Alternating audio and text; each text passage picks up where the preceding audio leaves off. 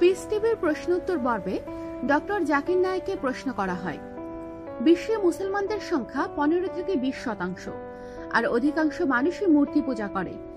খ্রিস্টান, বৌদ্ধ, হিন্দুদের অধিকাংশই মূর্তি পূজা করে, অথচ আপনাদের সংখ্যা মাত্র 20%। তাহলেও কি সবই ভুল, সবই মিথ্যা? উত্তরে ডক্টর জাকির নায়েক বলেন, ইসলামের সংখ্যাগুরু দিয়ে সত্যকে মাপা যায় না। ইসলাম সবার উপরে সত্যকে বিশ্বাস করে। কয়েকশো বছর আগেও পৃথিবীর অধিকাংশ মানুষ বিশ্বাস করত পৃথিবী সমতল। তাহলে পৃথিবী কি সমতল? না।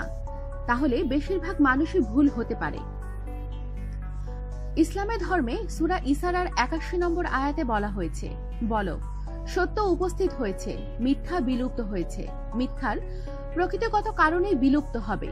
আপনি আমেরিকায় যান, সেখানে দেখবেন অধিকাংশ মানুষ পর্নোগ্রাফিতে বিশ্বাসী, অথচ আপনি এটাকে বিশ্বাস করেন না।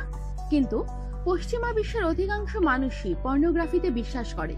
তাহলে কি আপনি ভুল বিশ্বাসে আছেন? অবশ্যই না। আল্লাহ তাআলা চাইলে পৃথিবীর সকল মানুষকে মুসলিম বানাতে পারতেন। তিনি কুন হও বললেই হয়ে যেত। কিন্তু এই জীবনটা হচ্ছে পরকালের জন্য পরীক্ষা।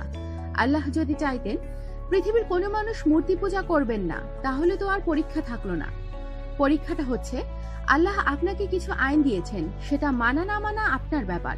আর যে সকল মানুষ মূর্তি পূজা করে তারা তাদের নিজেদেরই ধর্ম মানছেন না, কারণ কোন ধর্মেই মূর্তি পূজার কথা বলা হয়নি, মানুষই এগুলো বানিয়ে নিয়েছে। হিন্দু ধর্মের ধর্মগ্রন্থ বেদেও মূর্তি পূজার কথা বলা হয়নি। গৌতম বুদ্ধও কোনো মূর্তি বানাতে বলেননি। খ্রিস্টান ধর্মের ওল্ড স্টেটমেন্টেও মূর্তি পূজার কথা বলা হয়নি। তারপরও যদি কেউ মূর্তি পূজা করে, তাহলে সেটা কি সত্য হয়ে গেল?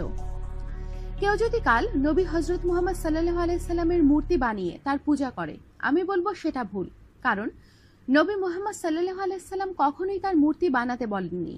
অতএব কেউ যদি ভুল কাজ করে থাকে, সেটা কখনোই সত্য হয়ে যায় না, চাই তারা সংখ্যালঘু কিংবা সংখ্যাগুরু। তাই কেউ কোনো ধর্ম মানতে গেলে অনুসারীদের দেখবেন না। আমি বলবো সেই ধর্মের ধর্মগ্রন্থকে দেখুন, কোরআন দেখুন। আমাদের সাথেই থাকুন, সাবস্ক্রাইব করুন।